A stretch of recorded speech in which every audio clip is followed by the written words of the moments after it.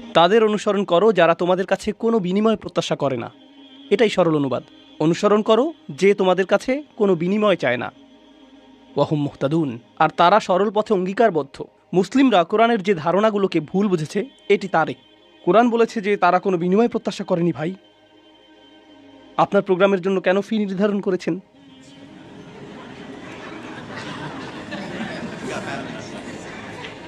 না না, এটা জানার বিষয়।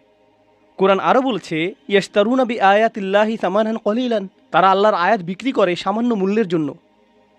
নিজের জন্য আপনার লজ্জিত হওয়া উচিত। আল্লাহর আয়াত বিক্রি করা গোটা কোরআনের সবচেয়ে ভুল বোঝা ধারণাগুলোর একটি। বিষয়টা খুলে বলছি। রসুল সাল্লাল্লাহু আলাইহি সাল্লাম মুসাব ইবনে উমাইরকে মদিনায় প্রেরণ করেছিলেন। জানেন আপনারা? মুসাব ইবনে উমাইর ছিলেন অত্যন্ত প্রতিভাবান তরুণ, যাকে মদিনায় প্রেরণ করা হয়েছিল কোরআন শিক্ষা দেওয়ার জন্য। তিনি ছিলেন অত্যন্ত ধনী পরিবারের সন্তান, কিন্তু তার পরিবার তাকে ত্যায্য করেছিল। এরপর তার পরিধানের বস্ত্রও ছিল না। বদরের যুদ্ধে তিনি শহীদ হলেন। কাফনের কাপড় দিয়ে যখন তার পা আবৃত করা হলো, মাথা উন্মুক্ত হয়ে গেল। আবার যখন মাথা আবৃত করার চেষ্টা করা হলো, পা উন্মুক্ত হয়ে গেল। রসুল সাল্লাল্লাহু আলাইহি সাল্লাম তাকে মদিনায় প্রেরণ করলেন কি শিক্ষা দেওয়ার জন্য? কোরআন। সকালের নাস্তার জন্য তিনি কি খাবেন? সূরা বাকারা। দুপুরে কি খাবেন? রাতে কি খাবেন? রাসূল সাল্লাল্লাহু আলাইহি সাল্লাম তার জন্য বেতনের ব্যবস্থা করেছিলেন, যাতে তিনি তার কাজ করতে পারেন। কোরআন শিক্ষাদানের জন্য তাকে অর্থ প্রদান করা হয়েছিল। তারা আল্লাহর আয়াতকে বিক্রি করে, এই কথার অর্থ কি জানেন? এর মানে কি? এর মানে হলো আয়াতগুলোর নির্দিষ্ট অর্থ রয়েছে, কিন্তু মানুষ তা শুনতে চায় না। তো আপনি অর্থ পরিবর্তন করে দিলেন, আর মানুষ যা শুনতে চায় আপনি তাই বললেন, যার ফলে তারা আপনার প্রতি রাগান্বিত হবে না। আপনি মানুষকে এমন জবাব প্রদান করেন যা শুনে তারা ভালো বোধ করবে, আর তারা যা শুনতে ভালো বোধ করবে না সেগুলো আপনি এড়িয়ে গেলেন। এভাবেই তারা আপনাকে পছন্দ করতে থাকে, আর আপনি নিজের জনপ্রিয়তা ধরে রাখেন। এটাই সামান্য মূল্যে আয়াত বিক্রি করা। সামান্য মূল্য বলতে এখানে মানুষের সন্তুষ্টিকে বোঝানো হচ্ছে। বুঝতে পারছেন? এখানে আয়াতটি হলো, তার অনুসরণ করো যে তোমাদের কাছে কোনো বিনিময় চায় না। এমন কাউকে অনুসরণ করো যে তোমার কাছে কোনো বিনিময় চায় না। আসুন এটা বুঝি। এটা সকল নবীদের একটা মূলনীতি। প্রত্যেক নবী এমন জাতির মাঝে এসেছেন যেখানে গুরুতর কোনো সমস্যা ছিল। আর যখন একটি জাতির গুরুতর কোনো সমস্যা থাকে, মূলত একটি জাতির ভারসাম্যপূর্ণ থাকা চাই। কিন্তু যখন তারা কোনো অপরাধ সংঘটিত করে, তখন তারা ভারসাম্য হারাতে থাকে, আর ভারসাম্যহীনতা খারাপ হতেই থাকে, হতেই থাকে, হতেই থাকে। এটা এমন অবস্থায় পৌঁছে যখন গোটা জাতিটা ভেঙে ছিন্ন ভিন্ন হওয়ার উপক্রম হয়। আর রাসূলের কাজ হলো তাদেরকে সেই ভারসাম্যহীনতা থেকে টেনে তোলা এবং আবারও সঠিক অবস্থানে নিয়ে আসা। বুঝতে পারছেন? কিন্তু যখন একটি ভারসাম্যহীনতা জনপ্রিয় হয়ে যায়, সকলে এটা করতে থাকে, সকলেই এতে অভ্যস্ত হয়ে যায়, আর এটা উদযাপনের বিষয়ে পরিণত হয়, এটাই ফ্যাশনে পরিণত হয়, তখন এটার বিরুদ্ধে বলা কি সহজ? না। উদাহরণস্বরূপ, এখনকার সময়ে সমকামিতার বিরুদ্ধে বলাটা বেশ কঠিন হয়ে গিয়েছে, তাই না? লূত আলাইহিস সালাম কি এমন সময়ে বসবাস করেছেন যখন এটা জনপ্রিয় ছিল? হ্যাঁ। তাকে কি এর বিরুদ্ধে কথা বলতে হয়েছিল? হ্যাঁ। তিনি কি এর জন্য বিরোধিতার সম্মুখীন হয়েছিলেন? হ্যাঁ। বিষয়টা কোরআনে আসার পেছনে কারণ রয়েছে। আপনি যদি এর বিরুদ্ধে বলেন, মানুষ আপনার দিকে তেড়ে আসবে। লূত আলাইহিস সালামের কথা কোরআনে এজন্যই এসেছে।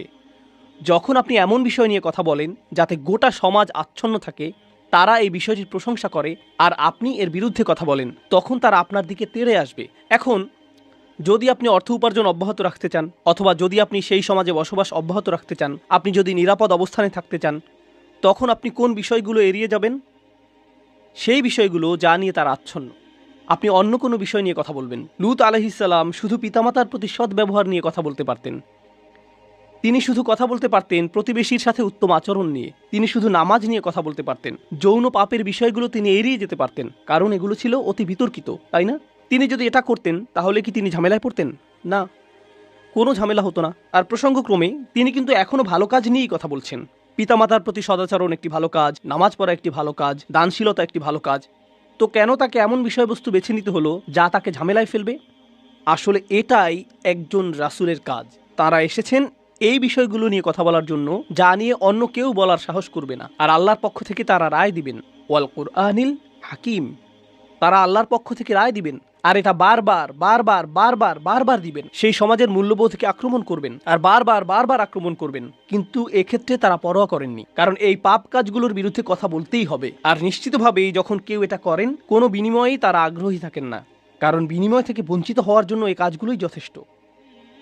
মাল্লা ইয়াসআলুকুম আজরন। তাদেরকে অনুসরণ করো যাদের কোনো স্বার্থ নেই, কারণ এটা জনপ্রিয় হওয়ার পথ না, এটা ধ্বংসপ্রাপ্ত হওয়ার পথ। ওয়াহুম মুহতাদুন। তারা তাদের ব্যক্তিগত জীবনে সুপথ প্রাপ্ত, সৎ পথের প্রতি অঙ্গীকারবদ্ধ। এখন বিষয়টি বুঝুন, সৎ পথের প্রতি অঙ্গীকারবদ্ধ। রাসূলগণ ছিলেন বক্তা, কিন্তু বক্তা আর কারা আছেন? আপনারা কি সমাজের অন্য বক্তাদের কথা বলতে পারেন? স্কলাররা, ইসলামী পরিবেশের বাইরের কথা বলছি। রাজনীতিবিদরা হলেন বক্তা, তাই না? ঠিক আছে, তো রাসূলগণ আপনাকে রীতিনীতি নিয়ে বলেন, সমাজ পরিবর্তন নিয়ে বলেন, তাই না? রাজনীতিবিদরাও কি কখনো কখনো সমাজ পরিবর্তন নিয়ে কথা বলেন? অবশ্যই। কিন্তু যখন রাজনীতিবিদরা সমাজ পরিবর্তনের কথা বলে, আমরা দেশের উন্নতি করতে চাই, আমরা জাতির উন্নতি করতে চাই, আমরা এটাকে শক্তিশালী করতে চাই, ইত্যাদি ইত্যাদি ইত্যাদি, তারপর আপনি যখন তাদের ব্যক্তিগত জীবন পর্যবেক্ষণ করেন, আপনি কি পান? আপনি পান দুর্নীতি। তো তাদের কথাগুলো অনেক উঁচু মানের, কিন্তু তাদের চরিত্র অনেক নিচু। আর প্রসঙ্গক্রমে আপনি দেখেন যে তারা উঁচু মানের জিনিসগুলো নিয়ে কথা বলে এজন্য যে তারা ক্ষমতা চায়, তারা মন্ত্রী হতে চায়, তারা বিনিময় চায়, তারা কোনো কিছুর প্রতি লালায়িত। যখন নবীরা কথা বলেন, তারা কি চান? তারা শুধু চান ন্যায় বিচার, তারা শুধু চান সত্য, আপনার কাছ থেকে কোনো বিনিময় চান না। আর উপরন্তু আপনি যদি নবীদের ব্যক্তিগত জীবনের দিকে লক্ষ্য করেন, তারা সর্বদাই সঠিক পথের প্রতি অঙ্গীকারবদ্ধ ছিলেন। ওয়াহুম মুহতাদুন। তো বাণীটি নিখুঁত এবং বাণীবাহকও নির্ভেজাল। এই ধারণাটি কি আগেও শেখানো হয়েছিল? হ্যাঁ, ইন্নাকা লামিনাল মুরসালিন আলা সিরাতিম মুস্তাকিম। আরেকবার পুনরালোচনা, কোরআন এরকমটাই করে, আয়াতগুলো পরস্পর সম্পর্কযুক্ত। এখন পরের আয়াতে অমালি, অর্থাৎ আমার কি সমস্যা হয়েছে, সেই মানুষটি এখনো কথা বলছেন, সেই রজুল, সেই আদর্শ ব্যক্তি, আল্লাহর ইচ্ছায় যার নাম আমরা কোনো একদিন জান্নাতে জানতে পারবো। তিনি বলেছেন, আমার কি সমস্যা হয়েছে? লা আবুদুল্লাযী ফাতারানি, আমি কি সেই সত্তার উপাসনা করব না যিনি অস্তিত্বহীন অবস্থা থেকে আমাকে গড়েছেন? ওয়া ইলাইহি তুরজাউন, আর তোমাদের সকলকে তারই কাছে ফিরিয়ে নেওয়া হবে। এখন মালি, In Arabic we say وَمَالِي لَا أَفْعَلْ التي شأنها أن يوردها المتكلم في رد على من أنكر عليه فعلا. ইবনে আশুর এটা উল্লেখ করেছেন যে যখন কেউ বলে আমার কি সমস্যা হয়েছে যে আমি এটা অথবা সেটা অথবা অন্য কিছু করব, এর অর্থ হলো কেউ তাকে বলেছে যে এই তোমার কি সমস্যা হয়েছে, তুমি কেন ধর্ম ত্যাগ করেছো, আর সে তার দিকে ফিরে এর জবাব দিচ্ছে। তো প্রকৃতপক্ষে উক্তিটি যদিও লিপিবদ্ধ হয়নি, কিন্তু তার বক্তব্যের ধরন দেখে আমরা বুঝতে পারছি, এই তোমার কি সমস্যা হয়েছে, কেন তুমি এই মিথ্যা ধর্মের পক্ষে কথা বলছো? আর তিনি তার দিকে ফিরে বলছেন, আমার এমন কি হয়েছে যে আমি তার উপাসনা করব না যিনি আমাকে সৃষ্টি করেছেন, আর তোমাদের সকলকেও তার কাছে ফিরিয়ে নেওয়া হবে। এটা উপলব্ধি করো যে তোমাদেরকেও ফিরিয়ে নেওয়া হবে। বাক্যটি শুরু হয়েছে আমার কি সমস্যা হয়েছে এটা দিয়ে, শুরু হয়েছে তাকে দিয়ে, আর বাক্যটি শেষ হয়েছে তোমাদের সকলকে তার কাছে ফিরিয়ে নেওয়া হবে। তো তিনি কাকে দিয়ে শুরু করেছেন? নিজেকে দিয়ে। আপনি যদি মানুষের সাথে একাত্ম হয়ে গিয়ে এই বাণী তাদের কাছে প্রচার করতে চান, আপনাকে নিজের সম্পর্কে অনেক কিছু স্বীকার করতে হবে। মানুষকে আপনার এটা বলার সক্ষমতা থাকতে হবে যে তোমরা সমস্যার সম্মুখীন হবে। আমি যদি কাউকে পরামর্শ দিই ভ্রমণ সম্পর্কে, আপনি এই এয়ারলাইন্সে না গিয়ে অমুক এয়ারলাইন্সে যান। আমি যদি এমনটা বলে শুরু করি যে ভাই আমি এই এয়ারলাইন্সে গিয়েছিলাম, তারা এত বেশি দেরি করেছিল, তারা আমার লাগেজ হারিয়ে ফেলেছিল, অমুক এয়ারলাইন্সে যান, এটা কি পরামর্শটিকে বেশি আবেদনময় করে তুলছে? কারণ আপনি নিজের কথা প্রথমে বলেছেন, আর যেহেতু আপনি কোনো একটি অভিজ্ঞতার শিকার হয়েছেন, এখন আপনি ঐকান্তিকভাবে তার কল্যাণের জন্য তার কাছে আসছেন। কিন্তু যদি আপনি তার কাছে গিয়ে বলেন হে তুমি এই এয়ারলাইন্সে যাচ্ছ, তুমি একটা স্টুপিড, এটা কি এমন ব্যবহার যার ফলে মানুষ রাজি হবে? না, বরং এটা অপমানজনক। তিনি নিজের সম্পর্কে বলছেন, কারণ তিনি চান না যে তারা তাকে ঘৃণা করুক। তিনি ঘৃণার উদ্রেককারী কোনো কথা বলতে চান না, তিনি একপাশে কোনো কথা বলতে চান না, তিনি শুধু তার নিজের সম্পর্কে কথা বলতে চান। দেখো আমার দিক থেকে এটা হবে বড় ধরনের অপরাধ, দেখো আমার দিক থেকে এটা হবে বড় ধরনের অপরাধ যদি আমি তাকে উপেক্ষা করি যিনি আমাকে সৃষ্টি করেছেন। তোমরা সকলেও তার কাছে ফিরে যাচ্ছ। এটা কথা বলার খুবই ভালোবাসাপূর্ণ উপায়, যেটা তিনি ইতিমধ্যে শুরু করেছেন ইয়া কওমি বলার মাধ্যমে। এজন্যই তিনি তার জাতির প্রতি ভালোবাসার টানে ছুটে এসেছিলেন। তো তিনি বললেন, ওমালি আলা আবুদুল্লাযী ফাতারানি ওয়া ইলাইহি তুরজাউন আত্তাখিযু মিন দুনিহি আলিহা, আমার কি তাকে ছাড়া অন্য কাউকে উপাস্য মানা উচিত? ইউরিদনি রহমানু বিদুররিন, যদি আর রহমান বা অবিশ্বাস্য রকম দয়ালু সত্তা সিদ্ধান্ত নেন যে কোনো ক্ষতি নেমে আসবে, লা তুগনি আন্নি শাফাআতুহুম শাইআ, অন্য সকল মিথ্যা উপাস্য মিলে আমাকে মুক্ত করতে সক্ষম হবে না। তাদের সকলের মিনতি, তাদের সকলের মধ্যস্থতা, তাদের এই অনুরোধ যে হে আল্লাহ তাকে ছেড়ে দিন, সে আমার উপাসনা করত, এগুলোর কোনোটাই কাজে আসবে না। লা ইউনকিযুন, তারা আমাকে রক্ষা করতে পারবে না। যদি আল্লাহ আমার প্রতি অসন্তুষ্ট হন, এই সব প্রতিমা আমাকে পরিত্রাণ দিতে পারবে না, এই সব পৌরাণিক উপাস্যগুলো আমাকে রক্ষা করতে পারবে না। কেন আমি অন্য কারো কাছে যাব? জানেন তিনি এখানে কি করছেন? তিনি তাদের ধর্মের সমালোচনা করেছেন, তাই না? কারণ তারা অন্য উপাস্যে বিশ্বাস করে, কিন্তু এভাবে না বলে যে তোমাদের কি সমস্যা, কেন তোমরা এই সকল উপাস্যে বিশ্বাস করছো, তারা তোমাদের রক্ষা করতে পারবে না। এর পরিবর্তে তিনি বললেন, কিভাবে আমি এই সকল উপাস্যে বিশ্বাস করতে পারি? তারা আমাকে সাহায্য করতে পারবে না। কাকে? আমাকে। আমি শুধু আমার নিজেকে নিয়ে চিন্তিত। আত্তাখিযু মিন দুনিহি আলিহা ইন ইউরিদনির রহমান, যদি আর রহমান আমার উপর কোনো ক্ষতি নামানোর সিদ্ধান্ত নেন। প্রথমত তিনি আমি সর্বনামটি ব্যবহার করেছেন, কারণ এখন তিনি তাদের মূর্তিগুলো নিয়ে কথা বলবেন। আপনি অন্য মানুষের ধর্ম নিয়ে কথা বলতে পারেন যতক্ষণ এটা আপনার সাথে প্রাসঙ্গিক হয়। কেন এটা আপনার কাছে যুক্তিসঙ্গত মনে হয় না? তাদের সম্পর্কে না, বরং আপনার সম্পর্কে। এই জিনিসটা আমার কাছে যুক্তিসঙ্গত মনে হয় না, এই জিনিসটা আমার সাথে যায় না, এটা আমি আমার নিজের জন্য সঙ্গতিপূর্ণ মনে করি না। কেন আপনি এভাবে কথা বলবেন? কারণ আপনি এটাকে আত্ম অহংকারের প্রতিযোগিতায় পরিণত করতে চান না। এখানে দ্বিতীয় বিষয়টি হলো আর রহমান। যদি আর রহমান অকল্যাণ দেওয়ার সিদ্ধান্ত নেন, তারা আমাকে রক্ষা করতে পারবে না। দাঁড়ান, আর রহমান শব্দটির অর্থ কি? যিনি অকল্যাণ দেন। এর অর্থ কি? আর রহমান অর্থ যিনি দয়ালু, যিনি যত্ন করেন, যিনি ভালোবাসা প্রদর্শন করেন। তো কেন তিনি বলছেন যে আর রহমান যদি কোনো অকল্যাণ করতে চান? আর রহমান শব্দটি এবং ক্ষতি শব্দটি একে অপরের সাথে যায় না, তাই না? তারা একসাথে যায় না। জানেন তিনি তাদেরকে কি বলেছেন? তোমরা আর রহমানকে নিয়ে এর আগে উপহাস করেছো। তোমরা বলেছো মা আনজালার রহমান মিন শাই, আর রহমান কোনো কিছু প্রেরণ করেননি। তারা ইতিমধ্যেই এই নামটি ব্যবহার করেছে। তার নাম অবিশ্বাস্য রকম ক্ষমাশীল এবং অত্যাধিক ক্ষমাশীল। কিন্তু এর অর্থ এই নয় যে তার অকল্যাণ সাধন করার ক্ষমতা নেই। আপনি তার নাম থেকে সুযোগ নিতে পারবেন না, আর ভাবতে পারবেন না যে কোনো কিছুই হবে না। আরে ভাই, আল্লাহ মহান, কোনো সমস্যা হবে না। কিছু মানুষ আল্লাহর সাথে আপোষ মীমাংসা করতে চায়। আমি আল্লাহর জন্য এত কিছু করি, আমি যদি সামান্য কয়েকটি বিষয় কখনোই না করি, এতে কোনোই সমস্যা নেই। আল্লাহর এটা বোঝা উচিত। আসলেই তার বোঝা উচিত। এমনভাবে কথা বলছেন যে তিনি এটা বুঝেন না। আপনি কি আল্লাহ সম্পর্কে এভাবে কথা বলার অবস্থানে রয়েছেন? হ্যাঁ, কারণ তিনি আর রহমান। ওকে, তাহলে দেখা যাবে এজন্যই আপনি কোরআনের সবচেয়ে কঠোর আয়াতগুলোর মধ্যে আর রহমান শব্দটি পাবেন, যাতে আপনি এই বিষয়টি বুঝে নিতে পারেন যে অবিশ্বাস্য রকম ক্ষমাশীল হওয়ার গুণটি তাকে ন্যায় বিচার থেকে বিরত রাখবে না এবং তার কর্তৃত্বকেও খর্ব করে না। আর প্রসঙ্গক্রমে এই আয়াতে তিনি আসলেই আর রহমান। কেন জানেন? কারণ আল্লাহর একজন বান্দা, প্রত্যেক মানুষই আল্লাহর বান্দা, সে স্বীকার করুক আর নাই করুক। যখন আল্লাহর একজন বান্দা পাপের উৎসে পরিণত হয়, তখন সে হয় এই পৃথিবীতে ক্যান্সারের মতো, যে পাপ কাজ ছড়াতে থাকে। আর তখন আল্লাহ অন্য সকল সৃষ্টির প্রতি রহমা প্রদর্শন করেন তাকে সরিয়ে ফেলার মাধ্যমে। এটাও আর রহমান নামের অন্তর্ভুক্ত।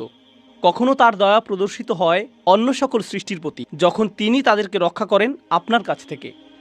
ইন ইউরিদনির রহমান বিদুররিন লা তুগনি আন্নি শাফাআতুহুম শাইআ। সুবহানাল্লাহ। এখন আমরা তার বক্তব্যের প্রায় শেষে রয়েছি।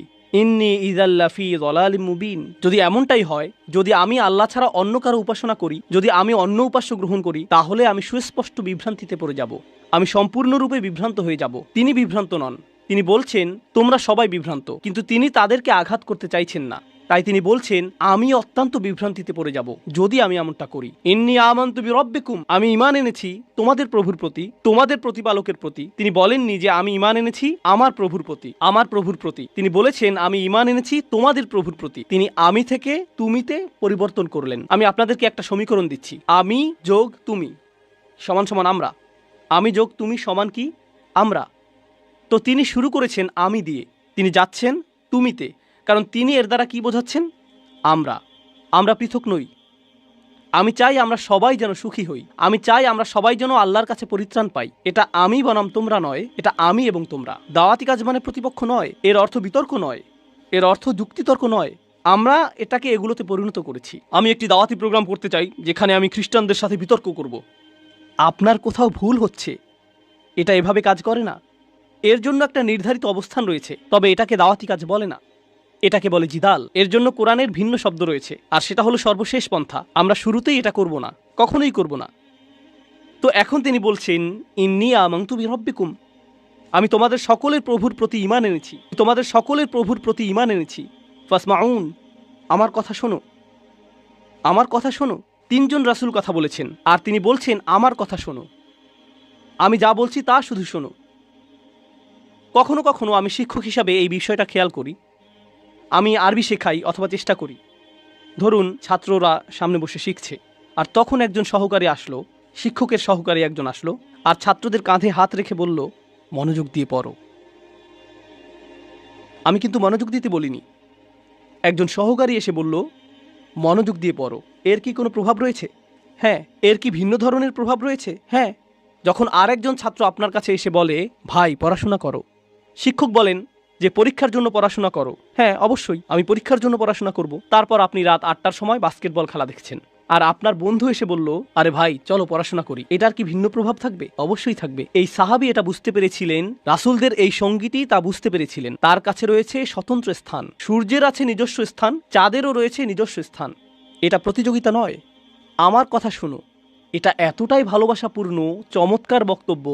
আর আমি এখানে বলতে চাই যে তার বক্তব্যটি এখানে 3জন রাসূলের থেকেও বেশি কাজ করেছিল। এই আয়াতগুলোতে তার বক্তব্যের বেশি প্রভাব রয়েছে 3জন রাসূলের তুলনায়। এটা কেন? এটা আমাদেরকে শেখানোর জন্য যে আল্লাহ যাকে চান তাকেই বিজয় প্রদান করেন। আল্লাহ তাকেই কবুল করবেন যার প্রতি তিনি রাজি হবেন। পার্থিব ফলাফল এবং পার্থিব পরিণাম আল্লাহর কাছে অর্থবহ নয়, বরং প্রচেষ্টাই আল্লাহর কাছে অর্থবহ। পার্থিব ফলাফল হলো যখন আল্লাহ সিদ্ধান্ত নেবেন তখন তিনি দুয়ার খুলে দিবেন, এটাই হবে। পরের আয়াতটি বলছে, কিলা দুখুলিল জান্নাহ। বক্তব্যের অংশটি প্রায় শেষ। কিলা দুখুলিল জান্নাহ, জান্নাতে প্রবেশ করো। দাঁড়ান, তিনি তো তার লোকদের সাথে কথা বলছিলেন, এখন বলা হচ্ছে জান্নাতে প্রবেশ করো। কি ঘটল? তাকে হত্যা করা হয়েছিল। তিনি এত ভালোবাসাপূর্ণ উদ্বেগপূর্ণ বক্তব্য দিলেন, শহরের প্রান্ত থেকে তার লোকদের কাছে ছুটে আসলেন, তাদেরকে বোঝানোর চেষ্টা করলেন। তারা রাসূলদেরকে স্পর্শ করতে পারল না, কারণ রাসূলগণ আল্লাহ প্রদত্ত নিরাপত্তায় ছিলেন। কিন্তু সেই একমাত্র ইমানদার হত্যার শিকার হলেন। এই ঘটনাটিতে ইমানদারদের জন্য শিক্ষা রয়েছে, তাই না? এখন সামান্য কয়েকজন ইমানদার যারা রাসূল সাল্লাল্লাহু আলাইহি সাল্লামের উপর ঈমান এনেছিলেন, তাদেরকে মানসিকভাবে প্রস্তুত করা হলো, এর জন্য তোমরাও হত্যার শিকার হতে পারো। ইয়াসির, সুমাইয়া, বিলালও মৃতপ্রায় হয়ে গিয়েছিলেন রাদিয়াল্লাহু আনহুম। আপনি হত্যার শিকার হতে পারেন শুধু এটা বলার কারণে, শুধু আল্লাহ সম্পর্কে কথা বলার কারণে। তো তিনি জান্নাতে প্রবেশ করলেন এজন্য না যে তাকে স্থানান্তরিত করা হয়েছিল, বরং তাকে হত্যা করা হয়েছিল। আর প্রসঙ্গক্রমে তারা কিভাবে রাসূলদের হত্যা করার সিদ্ধান্ত নিয়েছিল? পাথর নিক্ষেপ করে এবং আমৃত্যু নির্যাতন করার মাধ্যমে। মনে আছে এটা? তাই তিনি সহজ কোনো মৃত্যুর শিকার হননি। তো তিনি একজন শহীদ, কারণ শহীদগণ সরাসরি জান্নাতে প্রবেশ করেন। তিনি সরাসরি জান্নাতে প্রবেশ করলেন। আর তার উক্তি এটা ছিল না, হে আল্লাহ তাদেরকে শাস্তি দিন, কারণ এই কাফিররা আমাকে হত্যা করেছে। ইমানদারদের পক্ষ হয়ে প্রতিশোধ গ্রহণ করা উচিত। ক্বালা ইয়া লাইতা কওমি, ক্বালা ইয়া লাইতা, প্রথম শব্দগুলো, ওহ যদি শুধুমাত্র, কওমি ইয়ালামুন, আমার লোকেরা যদি শুধু জানতে পারত, যদি আমার লোকদের জানার কোনো উপায় থাকতো। তিনি এখনও তাদেরকে ভালোবাসেন। কল্পনা করতে পারেন জান্নাতে হাঁটছেন, সেখানে কি দেখতে পাবেন? জাওয়াতা আফনান ফাবিআইয়ি আলাই রাব্বিকুমা তুকাযযিবান। আপনি জান্নাতে গাছ দেখবেন আর তা আপনাকে সম্মোহিত করবে। আপনি ঝর্ণাধারা দেখবেন আর সম্মোহিত হয়ে যাবেন। আপনি ফল দেখতে পাবেন আর প্রথম কামড়ের পর আপনি নিজেকে হারিয়ে ফেলবেন। আপনি আপনার সুন্দরী স্ত্রীদের দেখবেন আর আনন্দে দিশেহারা হয়ে যাবেন। তিনি এই সব কিছু দেখছেন আর তিনি বলছেন না ও, তিনি শুধু বলছেন, ও আমার লোকেরা, যদি শুধু তারা জানতে পারত। সুবহানাল্লাহ। তিনি জান্নাতে পৌঁছে গেলেন, তবুও তার লোকদেরকে ভুললেন না। জানেন বিচার দিবসে মানুষ সব কিছু ভুলে যাবে। মা তার সন্তানকে ভুলে যাবে। ইয়াউমা তারাউনাহা তাযহালু কুল্লু মুরদাআতিন আম্মা আরদাআত। সেই দিন প্রত্যেক স্তনদানকারী মা তার সন্তানকে ভুলে যাবে। ইয়াউমা ইয়াফিরুল মারউ মিন আখিহি ওয়া উম্মিহি ওয়া আবিহি ওয়া সাহিবাতিহি ওয়া বানিহি। সেদিন প্রত্যেক মানুষ তার ভাইয়ের কাছ থেকে পালিয়ে বেড়াবে। সূরা মারিজে এসেছে। ওয়া ফাসিলাতিল্লাতি তুই, তার মা, তার স্ত্রী, তার সন্তান, তার অভিভাবক, তার গোটা গোত্র, সে তাদের সবার কাছ থেকে পালিয়ে বেড়াবে। সে কারো সাথে কোনো কিছু করতে চাইবে না। ওয়াতাকাত্তাআত বিহিমুল আসবাব। কোরআন বলছে সকল সম্পর্ক ছিন্ন হয়ে যাবে। কিন্তু ইমানদারদের জন্য এমনটা হবে না। ইমানদারদের জন্য এমনটা হবে না। সে জান্নাতে প্রবেশ করবে এবং তার ভালোবাসা অব্যাহত থাকবে। কার জন্য?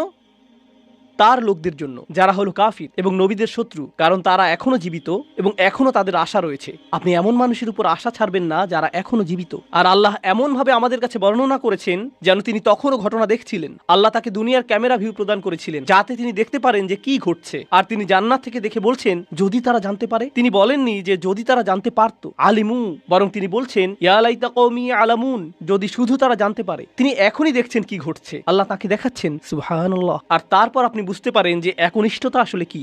আমরা মুসলিমরা একনিষ্ঠতার কৃত্রিম ধারণা তৈরি করেছি। আমি এটা মানতে পারি না। একনিষ্ঠতা শব্দটিকে নিয়ে আমরা যা করছি, তুমি যা করো তার সবকিছুতে ইখলাস থাকতে হবে, সব সময় তোমার নিয়তকে যাচাই করে চলবে। এখনই যাচাই করুন, কারণ যদি একনিষ্ঠতা না থাকে তাহলে তোমার কোনো কাজেরই মূল্য থাকবে না। আর তোমার একনিষ্ঠতা থাকতে হবে শুধু এবং শুধুমাত্র আল্লাহর জন্য। আমি এর সাথে দ্বিমত পোষণ করব, আমি জানি। এখনই আমাকে হত্যা করতে আসবেন না। রাসূল সাল্লাল্লাহু আলাইহি সাল্লাম একজন মানুষের কথা বলছেন যে অনেক পাপ করেছে, অনেক পাপ। সে নামাজ পড়ে না, কিছুই করে না। একদিন সে হাঁটতে হাঁটতে একটি তৃষ্ণার্ত কুকুর দেখতে পেল। তৃষ্ণায় কুকুরটির জিহ্বা বের হয়ে আছে, আর লোকটি সিদ্ধান্ত নিল যে নিজে পান করার আগে সেই কুকুরটিকে পান করাবে। শীঘ্রই লোকটি মারা গেল, আর আল্লাহ তাকে জান্নাত দান করলেন। হ্যাঁ, আসুন ঘটনাটা খেয়াল করি। এই লোকটি, সে কি বিশ্বাসী? আমরা জানি না। সে কি নামাজ পড়ে? না। যখন সে কুকুরটিকে পান করাচ্ছিল, সে কি বলেছিল যে দাঁড়াও, আগে নিয়তের ইখলাস এনে নেই, আমি শুধু এটা করছি আপনার জন্য, ইয়া আল্লাহ, কুকুরের এই বের হয়ে থাকা জিহ্বা আমার কাছে মূল্যহীন, আমি শুধু আপনার সন্তুষ্টি কামনা করি, আর তারপর আমি কুকুরটিকে পানি খাওয়াই? তিনি এমনটা করেছিলেন?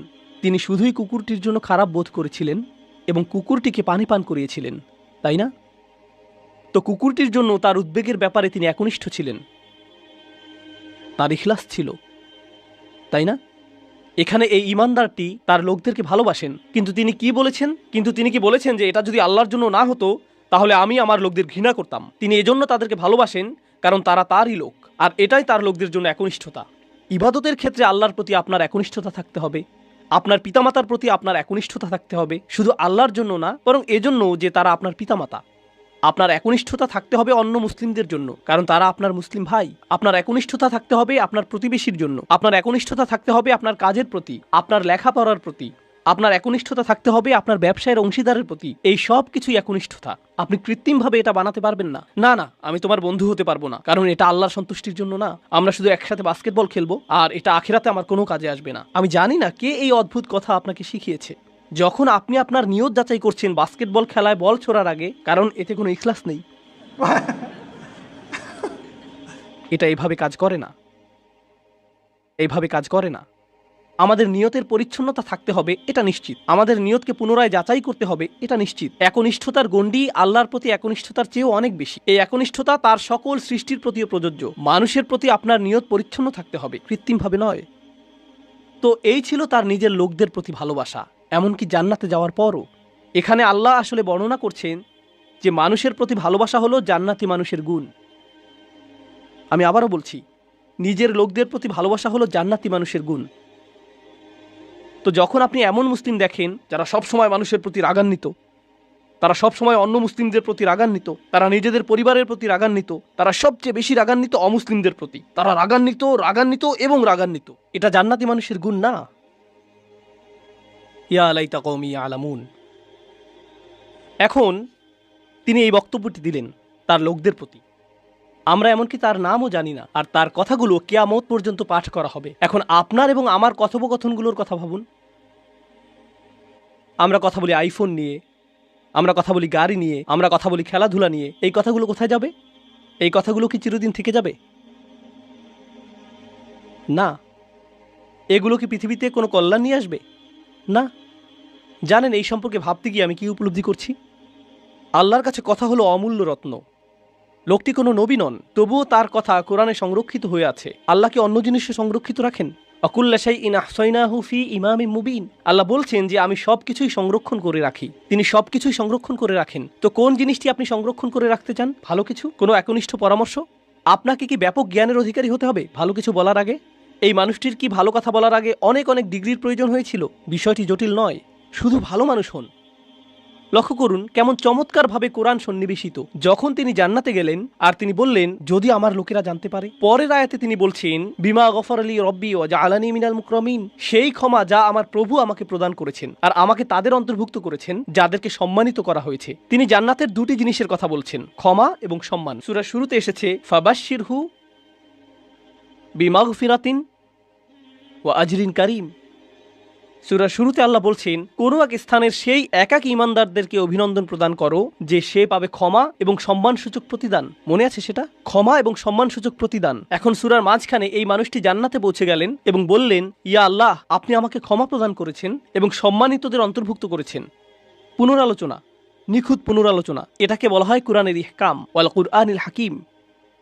এই আয়াতগুলো নিয়ে শেষে একটি বিষয় আমি আসলেই ভালোবাসি, তা হলো যখন তিনি তার লোকদের সাথে কথা বলছিলেন তিনি বললেন, ইন্নী আমানতু বিরব্বিকুম, আমি ঈমান এনেছি তোমাদের প্রভুর প্রতি, আমি ঈমান এনেছি তোমাদের প্রভুর প্রতি। কিন্তু যখন তিনি জান্নাতে প্রবেশ করলেন তিনি বললেন, বিমা গফার লি রব্বি, আমার প্রভু। একই মানুষের কথা। এখন তিনি বলছেন আমার প্রভু। যখন তিনি জান্নাত দেখলেন, যখন তিনি জান্নাতে প্রবেশ করলেন, যখন তিনি ক্ষমা লাভ করলেন, যখন তিনি আল্লাহ প্রদত্ত সম্মানের অধিকারী হলেন। প্রসঙ্গক্রমে কারো দ্বারা সম্মানিত হওয়ার অর্থ কি? কিভাবে আপনি কারো দ্বারা সম্মানিত হতে পারেন বলতে পারেন আমাকে? স্বীকৃতি পাওয়া। হ্যাঁ, কারো স্বীকৃতি পাওয়া। কেউ আপনাকে অভিবাদন জানালো, কেউ আপনার সাথে কর্মর্দন করতে আসলেন, এটা দ্বারা তিনি আপনাকে সম্মানিত করলেন, তাই না? আমি এখনই বলে দিচ্ছি, সামনের আয়াতগুলোতে এটা আসবে। সেখানে আল্লাহ বলছেন সালামুন কওলাম মির রব্বির রহিম, এই সূরাতেই। আরো পরে আল্লাহ বলছেন তিনি তোমাদেরকে বলবেন সালাম। তো শুরুতে তিনি বলছেন আমি তোমাদেরকে প্রদান করব সম্মানিত প্রতিদান, সম্মানিত প্রতিদান, সম্মানিত প্রতিদান। সেই সম্মানিত প্রতিদানটি কি? কতটা সম্মানিত এটা হতে পারে? আমি কি একটা মেডেল পাবো? কোনো সার্টিফিকেট দেওয়া হবে পরীক্ষায় পাশ করার পর যেমনটা দেওয়া হয়? কি সার্টিফিকেট আপনি পাবেন? আপনি পাবেন সালাম, আল্লাহর পক্ষ থেকে। এটাই আপনি পাবেন। তো যখন তিনি তা পেলেন তিনি ভুলে গেলেন যে এই প্রভু অন্য কারো প্রভু, তিনি শুধু তারই প্রভু। আমার প্রভু আমাকে ক্ষমা প্রদান করেছেন, আমার প্রভু আমাকে সম্মানিতদের অন্তর্ভুক্ত করেছেন, তিনি আমার প্রভু এবং শুধুই আমার প্রভু। সুবহানাল্লাহ। একজন ঈমানদারের কি চমৎকার চিত্র এটা। এখন এটা ঘটেছে জান্নাতে, কিন্তু মূল ঘটনাটা চলমান থাকার কথা কোথায়? এই পৃথিবীতে। কি ঘটেছিল এখানে? এখন আল্লাহ যা করবেন তা অত্যন্ত কঠোর। মনোযোগ দিয়ে শুনুন, কারণ এটা মুসলিমদের আরেকটা ভুল ধারণা। এ কারণে এই সূরাটি আমি বেছে নিয়েছি। যখনই আমি কোনো সূরা বেছে নেই আমি উপলব্ধি করি যে আল্লাহ আমাদের সমসাময়িক এত এত সমস্যার জবাব দিয়েছেন, এটা অবিশ্বাস্য। যদি মুসলিমরা কোথাও আক্রমণ করে অথবা কোনো কিছু বিস্ফোরণে উড়িয়ে দেয় আর অন্য মুসলিমরাও এতে মারা যায়, তাহলে তারা তো জান্নাতেই প্রবেশ করবে, এতে কোনো সমস্যা নেই। আমি এই যুক্তি শুনেছি। এই পরিস্থিতির শিকার হয়ে যদি মুসলিমরা অথবা নিরীহ মানুষ মারা পড়ে, আল্লাহ তো জানেনই তিনি তাদেরকে জান্নাতে পাঠিয়ে দিবেন। তাই এখানে কোনো ক্ষতি হয়নি, কারণ জান্নাত দুনিয়ার চেয়ে উত্তম। আমি জানি না যে আপনি এই ধরনের বিকারগ্রস্ত কথা শুনেছেন কিনা, কিন্তু আমি এটা অনেকবার শুনেছি। এখন আমি আপনাদেরকে এই বিষয়ে কিছু কথা বলবো। আল্লাহ কি এই মানুষটিকে জান্নাত প্রদান করেছেন? হ্যাঁ, কিন্তু আল্লাহ তাকে জান্নাত প্রদান করার অর্থ এটা না যে আল্লাহ সেই লোকদের প্রতি রাগান্বিত নন যারা তাকে হত্যা করেছিল। ঘটনাটির ধারাবাহিকতা পৃথিবীতে চলতে লাগলো। যখন তিনি জান্নাতে মনোরম সময় উপভোগ করছিলেন, আল্লাহ তার হত্যার প্রতিশোধ গ্রহণ করেছেন। ওমা আনজালনা আলা কওমিহি মিন বাদিহি মিন জুনদিম মিনাস সামাই ওমা কুন্না মুনজিলিন, আমরা আকাশ থেকে কোনো সেনাবাহিনী প্রেরণ করব না এই লোকদের জন্য। এই নগণ্য কুরাইশরা তারা মনে করেছে যে অনেক বড় কিছু হয়ে গিয়েছে। এই পৃথিবীতে তারা তুচ্ছ, গুরুত্বহীন। অর্থনীতিতে, রাজনীতিতে, জ্ঞানে, বিজ্ঞানে এই লোকদের ধ্বংস করার জন্য বিশেষ কোনো প্রস্তুতির প্রয়োজন নেই। আকাশ থেকে আমার কোনো সেনাবাহিনী প্রেরণের প্রয়োজন নেই। সেনাবাহিনীর কথা উল্লেখ করার কারণ হলো, যখন আপনি কুরাইশদেরকে সতর্কবাণী প্রদান করেন যে আমি তোমাদেরকে সতর্ক করছি, তারা বলবে কোন সেনাবাহিনী? আর যখন রসুলগণ তাদেরকে সতর্ক করলেন, তারা বলছে তোমাদের সাথে কোনো সেনাবাহিনী রয়েছে। এই হুমকি কোথা থেকে আসছে? শুধু তোমরা আর নগণ্য কিছু ঈমানদার? আর আল্লাহ বলছেন তাদেরকে ফেরেশতার সেনাবাহিনী প্রদর্শন করার আমার প্রয়োজন নেই। তারা বলবে ওকে, যদি ফেরেশতা দিয়ে তৈরি সেনাবাহিনী থাকে তোমার কাছে, যারা তোমার কাছে ওহী নিয়ে আসে, যদি সেই ফেরেশতা গোটা আকাশ জুড়ে থাকে, ওয়ালাকাদ রাআহু বিল উফুকিল মুবিন, তিনি জিবরিল আলাইহিস সালামকে গোটা আকাশ জুড়ে থাকার অবস্থায় দেখেছেন, তাহলে কেন তুমি জিবরিলকে কিছু ক্ষমতা প্রদর্শন করতে বলছো না যাতে আমাদেরকে ধ্বংস করে দিতে পারে? হ্যাঁ, আর আল্লাহ বলছেন আমি তোমাদেরকে এর জবাব দিয়ে সম্মানিত করব না। তোমাদের মতো নগণ্য জীবকে ধ্বংস করার জন্য আমার ফেরেশতার প্রয়োজন নেই, তোমরা তারও যোগ্য না। আল্লাহ কি আগের জাতিগুলোকে ধ্বংস করার জন্য ফেরেশতা পাঠিয়েছিলেন? হ্যাঁ, তিনি পাঠিয়েছিলেন। আল্লাহ বলছেন কুরাইশরা এমনকি এরও যোগ্য না। এ কাজে ফেরেশতাদের সময় নষ্ট করার মতো যোগ্য কুরাইশরা না যে আল্লাহ কাউকে ডেকে বলবেন হেই যাও এদেরকে ধ্বংস করো। না না না, সময় নষ্ট করো না। ইন কানাত ইল্লা সাইহাতান ওয়াহিদাতান, এটা একটা বিকট বিস্ফোরক শব্দ ছাড়া আর কিছুই ছিল না। প্রচণ্ড একটা শব্দ। আপনারা জানেন বিস্ফোরণ আসলেই প্রকাণ্ড শব্দ তৈরি করে। এটা ছিল শুধু সেই রকম একটা বিস্ফোরক, এটা ছিল সেই রকম একটা বিস্ফোরক শব্দ। ফাইদা হুম খামিদুন, আর তাদেরকে নিভিয়ে দেয়া হলো, তারা সম্পূর্ণরূপে নিভে গেল। সয়হা হলো তীব্র কোনো শব্দ। আর এই আয়াতটিতে চমৎকার সাহিত্যিক বৈপরীত্য ফুটে উঠেছে। কারণ যখন আপনি কোরআনের সুমধুর বাণী শুনতে অস্বীকৃতি জানান, আর যখন এই জাতিগুলো তাদের রাসূলদের চমৎকার কণ্ঠ শুনতে অস্বীকৃতি জানিয়েছিল, তখন একমাত্র যেই শব্দ তারা শোনার যোগ্য তা হলো বিস্ফোরণের শব্দ। আর তারপর আল্লাহ বলছেন ফাইদা হুম খামিদুন, এটা অসাধারণ একটা শব্দ। হুমুদ এবং হুমুদ দুইটি শব্দ রয়েছে আরবিতে। শীতকালে যখন রাতে আগুন জ্বালান আর এভাবে নিভান, এটাকে বলা হয় হুমুদ। আর আপনি যদি তা নিভান আর লালচে হলুদ বা কমলা রঙের সামান্য পরিমাণ কয়লা জ্বলন্ত থেকে যায়, তাকে বলা হয় হুমুদ। কিন্তু যখন আপনি একবারে তা নিভে ফেলেন, এটা সম্পূর্ণ নিভে যায়, একেবারে নিভে যায়, এমনকি সামান্য কয়লাও জ্বলন্ত থাকে না, এটা সম্পূর্ণ নিভে গেছে, এটাকে বলা হয় এমন আগুন যা হলো খমিদাহ। খমিদাহ ফাইদাহুম খমিদুন, তারা সম্পূর্ণ নিশ্চিহ্ন হয়ে গেল। এমন একজনও থাকবে না যে মৃত্যুর পূর্বে মাটিতে গড়াগড়ি দিতে থাকবে, তারা নিঃশেষ হয়ে যাবে, সবাই একসাথে, যেভাবে একটি আগুন নিভানো হয়। আর প্রসঙ্গক্রমে তাদের মৃত্যুকে আগুন নিভানোর সাথে তুলনা করার মাধ্যমে তাদেরকে তুলনা করা হয়েছে আগুনের সাথে। আর আপনি যদি তাদেরকে আগুনের সাথে তুলনা করেন, তাহলে এর অর্থ হলো তারা বিপজ্জনক। আপনি যদি আগুনকে জ্বলতে দেন, আগুন কি হবে? ছড়িয়ে পড়বে। তাই অন্য সকল জাতির প্রতি রহমা এবং করুণাস্বরূপ আল্লাহ সিদ্ধান্ত নিলেন যে এই ক্যান্সার, এই আগুনকে নিভিয়ে ফেলতে হবে। ফাইদাহুম খামিদুন। আর এটা ছিল একজন ইমানদারকে হত্যার পরিণাম। তো এখন দ্বিতীয় এই অনুচ্ছেদটির উপসংহারে এসেছে, ইয়া হাসরাতান আলাল ইবাদ মা ইয়াতিকুম মির রাসূলিন ইল্লা কানু বিহি ইস্তাহজিউন। মানুষের জন্য বিষয়টা কতটা পরিতাপের। আল্লাহ নিজে এটাকে পরিতাপের বিষয় হিসেবে বিবেচনা করছেন। তিনি সেই জাতিকে নিশ্চিহ্ন করে দিয়ে বলেননি যে দেখেছো আমি কি করতে পারি, বরং তিনি বলছেন সেটা একটা পরিতাপের বিষয়। আরবিতে হাসরা বলতে বোঝায় It means هي شدة الندم والتألم والتحسر والحزن على ما مضى. এর দ্বারা আসলেই গভীর দুঃখ প্রকাশ বোঝায়। অতীতে ঘটে যাওয়া সবকিছুর জন্য আল্লাহ নিজে এটাকে পরিতাপের বিষয় বলেছেন। কেন তারা উপদেশ গ্রহণ করল না? আলাল ইবাদ, বান্দাদের জন্য কি সাংঘাতিক পরিতাপের বিষয়। তিনি তাদেরকে বান্দা বলছেন। কেন তিনি বান্দা বললেন? কেন তিনি বললেন না যে ইয়া হাসরাতান আলাল কুফার? কি পরিতাপের বিষয় কুফফারদের জন্য, অবিশ্বাসীদের জন্য। তিনি তাদেরকে বান্দা বললেন। জানেন কেন? কারণ মানব সত্তার গভীরে প্রত্যেক মানুষের সম্ভাবনা রয়েছে আল্লাহর বান্দা হওয়ার। এটা কতটা পরিতাপের বিষয়। এটা তোমার ভিতরেই ছিল, এটা অতিরিক্ত কোনো বিষয় নয় যা তোমাকে বাইরে থেকে আনতে হবে। আমি ইতিমধ্যেই তা তোমার ফিতরাতের মধ্যে দিয়ে দিয়েছি। কেন তুমি এটাকে চালু করলে না? তুমি নিজেই অন বাটন চাপতে পারতে। মা ইয়াতিহিম মির রাসূলিন, এমন কোন রাসূল তাদের কাছে আসেনি। ইল্লা কানু বিহি ইস্তাহজিউন, তারা শুধুই যা করেছে তা হলো তাদেরকে উপহাস। যখনই একজন রাসূল এসেছেন তারা তাকে নিয়ে উপহাস করেছে।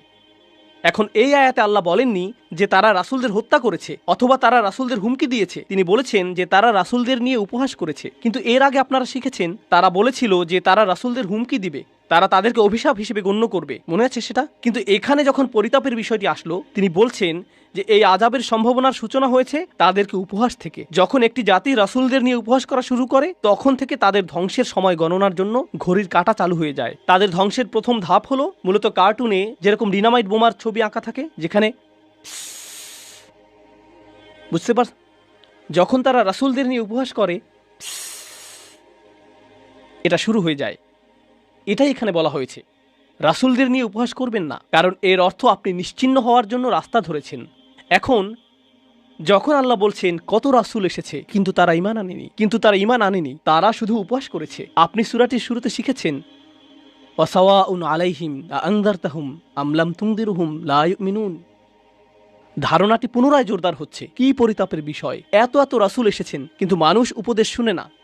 আলাম ইয়ারাউ কাম আহলাকনা ক্বাবলাহুম মিনাল কুরুন, তারা কি দেখেনি তাদের পূর্বে কত শহর আমরা ধ্বংস করে দিয়েছি, কত জাতি ইতিমধ্যে ধ্বংসপ্রাপ্ত হয়েছে। তারা কি তা দেখে না? তিনি কাকে উদ্দেশ্য করে বলছেন? তিনি রাসূল সাল্লাল্লাহু আলাইহি সাল্লামের সময়ের লোকদের উদ্দেশ্য করে বলছেন এবং বলছেন যে কেন তারা ইতিহাস পর্যবেক্ষণ করে না, কেন তারা দেখে না যে যা রয়েছে তাদের পেছনে। তারা কি দেখেনি? না, তারা দেখেনি, কারণ তাদের পেছনে একটি দেয়াল রয়েছে। তিনি বলেছেন আন্নাহুম ইলাইহিম লা ইয়ারজিউন, তারা তাদের কাছে ফিরে আসবে না। কিছু তাফসীরকারক এই আয়াতটিকে চমৎকারভাবে বিশ্লেষণ করেছেন। চমৎকার একটা বিশ্লেষণ এটা। তারা বলে যে তারা তাদের কাছে ফিরে আসবে না। অর্থ হলো সেই জাতিগুলো যেগুলো ধ্বংস হয়েছে, যেহেতু তারা সম্পূর্ণ নিশ্চিহ্ন হয়ে গিয়েছে আর কেউ রক্ষা পায়নি, তাদের কারোরই সন্তান অথবা বংশ টিকে থাকেনি, তো তোমাদের কেউ বলতে পারবে না যে তোমরা ফিরাউনের বংশধর অথবা লুতের জাতির বংশধর অথবা সালেহ বা শুয়াইবের জাতির বংশধর। যেহেতু সেই জাতিগুলো সম্পূর্ণ নিশ্চিহ্ন হয়ে গিয়েছিল, তোমরা তাদের কারো কাছে ফিরে যাও না। আপনারা জানেন মানুষ বলে থাকে যে আমার রক্ত রাসূল সাল্লাল্লাহু আলাইহি সাল্লামের বংশে ফিরে যায়। এর অর্থ এই না যে তারা তাদের কাছে ফিরে আসবে না, বরং তোমরা তাদের কাছে ফিরে যাও না, কারণ তাদের ভবিষ্যৎ প্রজন্ম এবং বংশ সম্পূর্ণরূপে নিশ্চিহ্ন হয়ে গিয়েছিল। আন্নাহুম ইলাইহিম লা ইয়ারজিউন। তো তোমরা যখন মনে করো যে তোমাদের ভবিষ্যৎ রয়েছে, তোমরা এত আত্মবিশ্বাসী কেন যে আসলেই তোমাদের ভবিষ্যৎ রয়েছে? আর প্রসঙ্গক্রমে যেহেতু তাদের নামও সম্পূর্ণ মুছে গেছে, হয়তো সেজন্যই আল্লাহ শহরটির নাম উল্লেখ করেননি। এজন্য যদি তিনি তার নাম উল্লেখ করতেনও কেউ তা চিনতেও পারত না, কারণ এর কোনো অস্তিত্ব এখন নেই। একটা নির্ধারিত সময়ে আল্লাহ তাদেরকে ইতিহাস থেকে মুছে দিয়েছেন। তাদের প্রত্যেক অনুসারী, গোটা জাতিটি বিলুপ্ত হয়ে গিয়েছিল, তাই তাদের নাম উল্লেখ করা অপ্রয়োজনীয়। এখন আল্লাহ বলছেন তারা বিলুপ্ত হয়ে গিয়েছে, যার অর্থ ইতিহাসে তারা বিস্মৃত হয়ে গিয়েছে। তারপর তিনি কুরাইশদের সম্পর্কে বলেছেন যে তোমরা নগণ্য একটা জাত, কিন্তু পরের আয়াতে তিনি এই সব কিছুকে একসাথে সংযুক্ত করেছেন। সম্পূর্ণ এই অনুচ্ছেদটি শেষে তিনি বলছেন ওয়া ইন কুল্লুল লাম্মা জামিউল লাদাইনা মুহদারুন, তারা তাদের কাছে ফিরে আসবে না। আর যখন তোমরা মারা যাবে নিজেদের সন্তানদের কাছেও তোমরা ফিরে আসবে না। তোমাদের প্রত্যেকেই, আমি বলে রাখছি যে তোমাদের সকলকে এবং অন্য সকল প্রজন্মের, অন্য সকল জাতির কাফেররা যারা তোমাদের মতো, তাদের সকলকে একত্রিত করা হবে।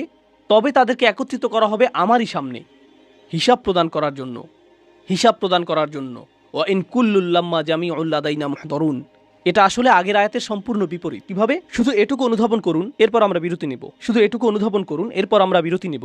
আগের আয়াতে আল্লাহ বলছেন যে তারা আর ফিরে আসবে না, একবার যখন চলে যাবে তারা চলেই যাবে। এই আয়াতে তিনি বলছেন আসলে তারা ফিরে আসবে না তোমাদের কাছে, কিন্তু তারা ফিরে আসবে আমার কাছে। আর যখন তারা আসবে, তারা এবং বিভিন্ন জাতি থেকে তোমাদের সকল দূরবর্তী আত্মীয়রা, কারণ তোমরা ফেরাউনের অনুসারীদের আত্মীয়, তোমরা লুতের জাতির লোকদেরও আত্মীয়, এবং প্রজন্ম থেকে আসা তোমরা সকল কাফেররা, আমি তোমাদের সকলকে একত্রিত করব। আর তারপর তোমাদের সকলকে আমার সামনে হাজির করা হবে। ওয়া ইন কুল্লুল লাম্মা জামিউল লাদাইনা মুহদারুন, এটাই সেই হুমকি যা এখন প্রদান করা হলো।